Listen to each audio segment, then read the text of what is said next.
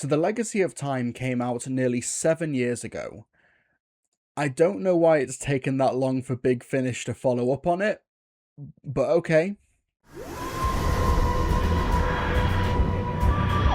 Hello ladies and gentlemen, my name is Mr. TARDIS, and like I mentioned up top, Doctor Who The Legacy of Time came out in late 2019, and The Legacy of Time was basically Big Finish's 20th anniversary big celebration box set, and it featured multiple stories featuring Doctors 3 through 8, in an epic crossover event that also included, as you can probably tell from the cover, numerous companions. It was a big celebration of Big Finish and the Doctor Who Expanded Universe. However, with this featuring Doctors 3 through 8, played by Tim Treloar, Tom Baker, Peter Davison, Colin Baker, Sylvester McCoy and Paul McGann, you can see that there are some classic series Doctors missing from this cover, notably the first and second Doctors. And while I won't get into spoilers about what happens at the end of the Legacy of Time box set, there were some questions from fans as to what were the first and second Doctors up to during this massive crossover event. So now, nearly 7 years later, we have a companion Chronicles set,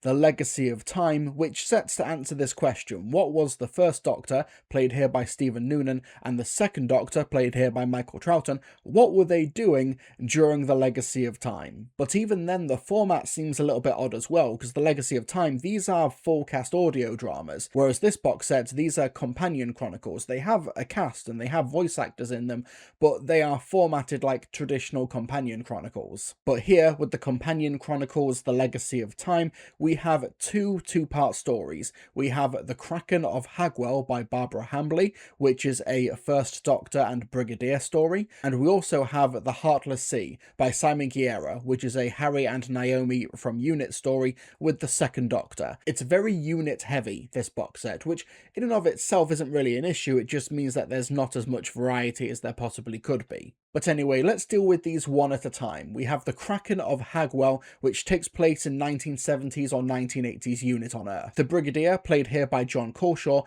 is writing up a report on an incident that recently happened in the town of Hagwell in North Wales. The third Doctor has disappeared. The Brigadier thinks that he's picnicking on Mars or something. However, some strange distortion happens at the UNIT base, and the first Doctor, played by Stephen Noonan, essentially arrives on his lap. And just in the nick of time too, because a giant kraken has appeared on the coast of North Wales and has destroyed a whole town.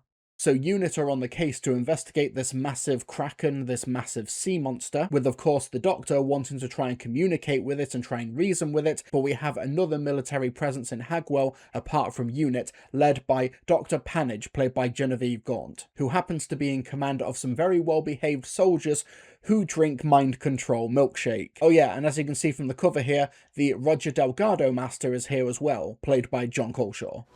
By the look of the damage pattern, most of those houses were destroyed by shellfire, not by the creature. What do you expect? That it would run away if we all flapped our aprons at it? If I may say, madam, this sorry situation does not call for such facetiousness. What about civilian casualties? None so far.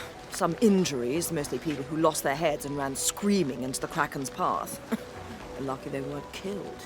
We won't be that lucky twice. And, where are they now, These unfortunate people who've been driven out of their homes. A temporary settlement camp has been set up outside of Bangor. Of course, there's all sorts of hullabaloo over it. And those idiots in Norwich are insisting on staying put. Norwich, you say? I see. So that's where you believe it will strike next, Perhaps they don't believe you, Dr. Panage. As I said, idiots. The Kraken of Hagwell is an enjoyable story. I think that Barbara Hambly has done a really good job here, and I'm kind of amazed that Barbara Hambly hasn't written for the Doctor Who Expanded Media so far. She's a staple sci-fi writer for franchises like Star Wars and Star Trek, but from what I can tell, this is her first dip into Doctor Who, and I think she does a really good job here in regards to this being a character piece for the Brigadier. This is a story from his perspective. It's a companion chronicle story, and it centers around the Brigadier. And I love the relationship that he has with Stephen Noonan's First Doctor, because the Brigadier, you know, he's recently had an encounter with multiple Doctors in the Three Doctors 10th anniversary special, so he knows all about regeneration, he knows all about multiple Doctors, and he even knows who this particular Doctor is, and he's trusting of this Doctor, but that trust is not reciprocated, and the First Doctor is quite standoffish.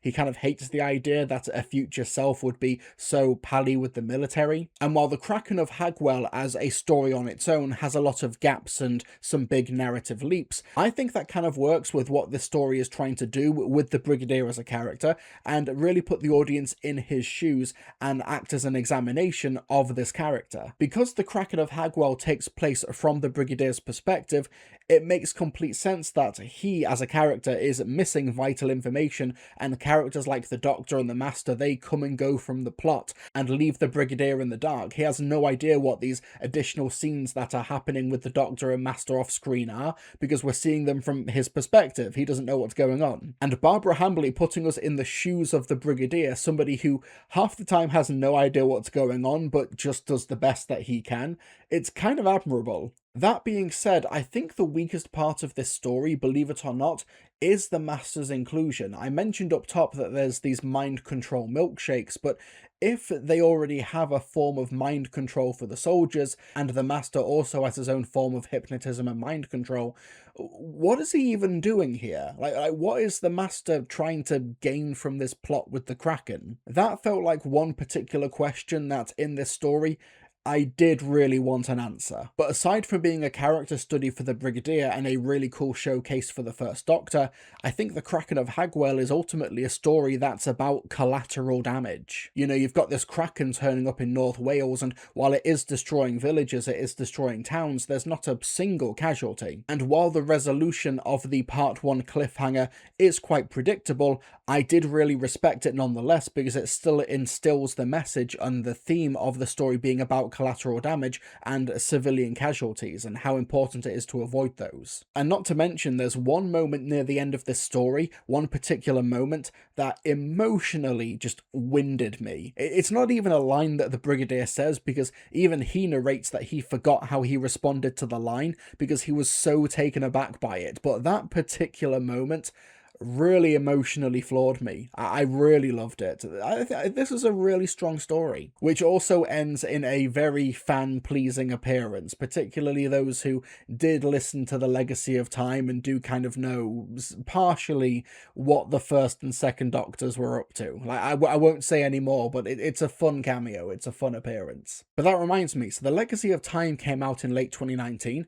They recorded this story in mid-2020. God, they've been sitting on this for nearly 6 years. What has taken them so long? Anyway, the next story is The Heartless Sea, and this takes place in modern-day Unit, where Harry Sullivan, played by Christopher Naylor, and Naomi Cross, played by Eleanor Crooks, they are investigating an abandoned Unit warehouse. This is Unit Warehouse 9, and they've been sent there by Osgood, presumably as a punishment for Harry stepping on one of Osgood's inventions. The two arrive at the warehouse, but it's locked, so just as they're about to pack their bags and leave, they stumble across the Second Doctor, played by Michael Troughton, who is somehow trapped in a tree. However, with Naomi and Harry having a pretty complicated relationship with the Doctor, if you've been following Big Finish, you'll know that Harry has travelled with the Fourth Doctor multiple times. These two have also travelled with the Fourth and the Seventh Doctor as well. They basically don't want to destroy the universe or the web of time by letting this younger incarnation, the Second Doctor, know too much about his future, and they also want to make sure that they don't get him killed. But the Second Doctor uses his sonic screwdriver so that they can get inside of the warehouse, and inside they find abandoned meteorites, they find these strange alien artifacts, which also teleports them to this planet with a very angry sea. And it's a fight for survival as Harry and Naomi do whatever it takes to make sure that the Doctor does not die way too early. It's really not budging. Any ideas? If we had a lockpick. Or something that worked remotely to turn the screws inside the lock. Naomi? What? He's right. There aren't really screws inside a lock. But now you say it, I wonder. Conqueror snare. Jelly baby snare. Later, maybe. Ha-ha! Here we are. Oh, whatever's that? Now, let's see if it works. Is it some kind of invisible laser to burn out the lock? A laser screwdriver? The very idea. I mean, how undignified. This is sonic. It uses sound waves. Clever. Though it's not done anything yet. Aha, you were saying? You're not as daft as they say. Oh, I am, my dear. I am. Come on, let's get inside.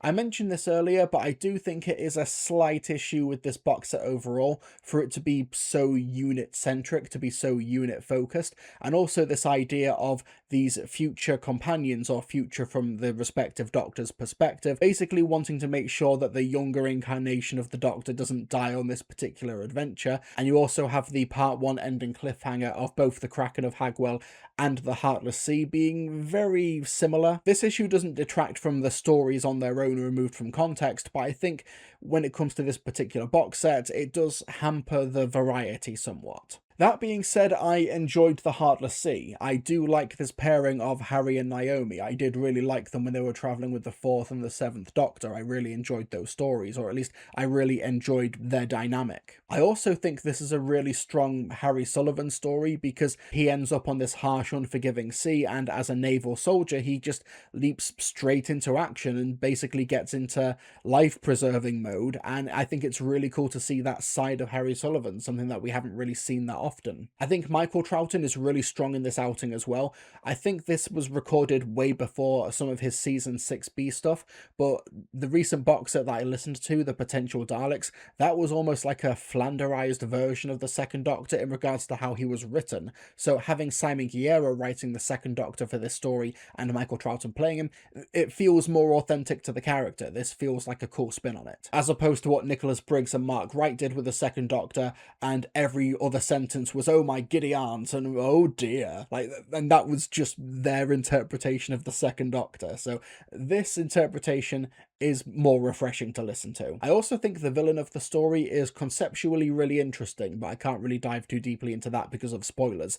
But the way that it manifests in the actors and their performances, I thought it was a really cool way for the actors to flex their muscles. And aside from a framing device with Naomi Cross telling this story to a unit therapist, for the most part, The Heartless Sea is basically a traditional full-cast audio drama, whereas The Kraken of Hagwell does have a full voice actor cast, but there is a lot more narration in it as the Brigadier is writing this report. The Heartless Sea is a good story, but personally, out of these two, I preferred The Kraken of Hagwell because I think it really meets the brief of being a companion chronicle story, which dives deep into the Brigadier as a character and how we see a traditional Doctor Who unit story, but from his perspective alone. And I think the dynamic that the Brigadier has with the First Doctor is, for my money, a lot more interesting than the dynamic Harry and Naomi has with the Second Doctor. That's not to say these three have a bad dynamic, I just found it less interesting than the First Doctor and the Brigadier. The Companion Chronicles: The Legacy of Time, it's a fine release. It's a bit hard to recommend though, because if you are invested in the Legacy of Time, this is a 20th anniversary box set which came out nearly 7 years ago, and also this is a Companion Chronicles story, so it's not even formatted the same way as the original The Legacy of Time. Fans who want to know what the First and Second Doctors are up to, I think they had a window to tell that story years ago, but they just haven't released it during that window, despite recording it in 2020 and 2022. I don't know why they've held off for this long. Part of me wonders if this was meant to be a backdoor pilot for the First and Second Doctor, played by Stephen Noonan and Michael Troughton, because the Outlaws and Beyond War games from the First and Second Doctor adventures, they came out in 2022, but who knows what the rationale is. The box set is here, and do I recommend it? Yeah, it's alright. If you're a big fan of the Companion Chronicles, if you're a big fan of the unit family, then yeah, I'd recommend The Legacy of Time. But anything more than that, I think this is quite a niche release. The Legacy of Time Time, despite missing the first two Doctors, does tell a pretty complete and cohesive story, so it wasn't really begging for expansion. Yeah, it's an odd release. That's probably why they haven't released it in all these years, because it's like, what do we do with this thing? Okay, we'll drop it. But yeah, that's my review of Doctor Who The Companion Chronicles The Legacy of Time. Yeah, it's fine. I just don't really know what to make of it, and I just think it's a bit tough to recommend overall. Like, not because it's a bad box set, it's fine, but who would I sell it to? But if you have listened to it, or you've listened to The Legacy of Time, let me know your thoughts in the comment section below. Subscribe for more Doctor Who Big Finish reviews, hit the like button, all that good stuff. And folks, I'll see you all next time.